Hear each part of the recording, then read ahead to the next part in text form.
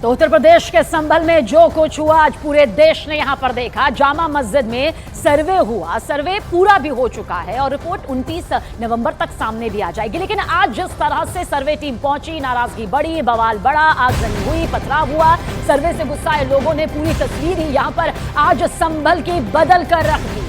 इस पर सियासत भी शुरू हो चुकी है। हालांकि पत्थरबाजी का जिक्र करें तो पुलिस ने मोर्चा फौरन संभाल लिया, आंसू गैस के गोले भी दागे, उपद्रवियों से वापस लौटने की शांतिपूर्ण तरीके से अपील भी की, माहौल को ना बिगाड़ने की चेतावनी भी यहां पर दी। लेकिन इसके बावजूद पथराव होता है और फिर उसके बाद आगजनी की भी तस्वीर माहौल को बिगाड़ते हुए नजर आती है। मौके पर अब भी भारी पुलिस बल की तैनाती है और दूसरी तरफ जामा मस्जिद में आज का सर्वे करने के बाद टीम वापस लौट गई है। हालांकि यूपी पुलिस का दावा है कि हालात पर काबू पा लिया गया है। हिंदू पक्ष का भी आरोप है कि जामा मस्जिद को बाबर के वक्त में श्री हरिहर मंदिर को तोड़कर बनाया गया था, इसलिए कोर्ट के आदेश पर आज यहां पर पहुंचे हुए थे। लेकिन इतना जरूर कहा जा सकता है कि कुछ और सवाल जिनके जवाब आने बाकी हैं कि इस पूरी साजिश के पीछे किसका मास्टरमाइंड था, किसका हाथ था, क्योंकि जिस तरह से यह माहौल बिगड़ा है वो सोची समझी साजिश के तहत है। तस्वीर यही नजर आती है। अब ये तस्वीरें भी इस वक्त आपके सामने हैं। इन तस्वीरों के जरिए आप समझ सकते हैं कि कल ही देखिए उपचुनाव के नतीजे सामने आए हैं और आज का दिन सर्वे को लेकर बहुत खास था और ये महज सर्वे था। वहां पर कोई और एक्शन लेने के लिए किसी भी तरह से कानून या प्रशासन की टीम नहीं पहुंची हुई थी। सर्वे करना था, यानी कि जो दावा किया गया था वो कितना सच्चा है, उसमें कितना तथ्य मजबूत है, उसके लिए सर्वे टीम पहुंचती है। लेकिन पहले से ही मौजूद या फिर यूं कहिए जो सुबह भीड़ जुटी थी वो माहौल को बिगाड़ना शुरू कर देती है।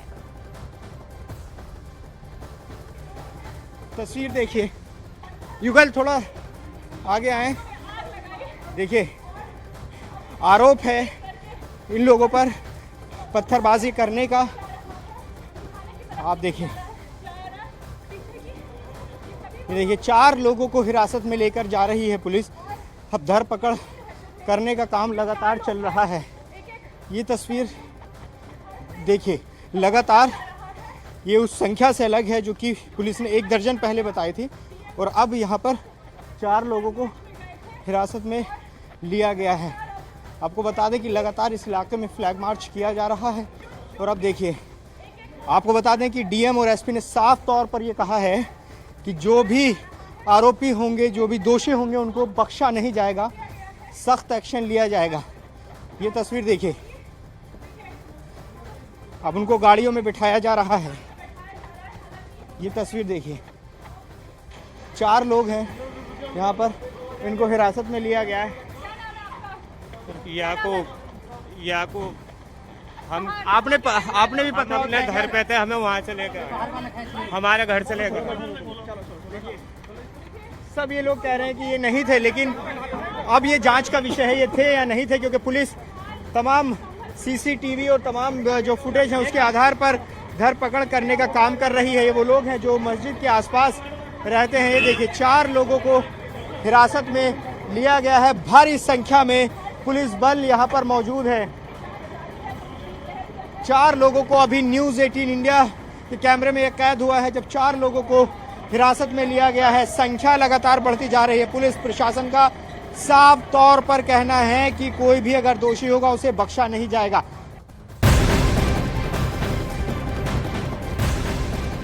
तो संभल की जामा मस्जिद का सर्वे हो चुका है, लेकिन बवाल भी हुआ। इस बीच संभल पर सियासत चरमा गई है। देखिए किस तरह से समाजवादी पार्टी के प्रमुख अखिलेश यादव ने बड़ा बयान दिया। अखिलेश यादव ने कहा कि संभल में जानबूझकर माहौल खराब करने के लिए सर्वे टीम को वहां भेजा गया ताकि उपचुनाव में जिस तरह की धांधली हुई है वो ना हो सके।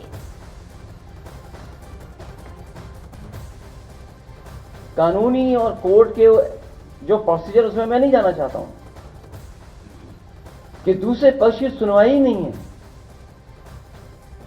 कोई सुनने वाला नहीं है दूसरे पक्ष को। और ये जानबूझ के इसलिए किया है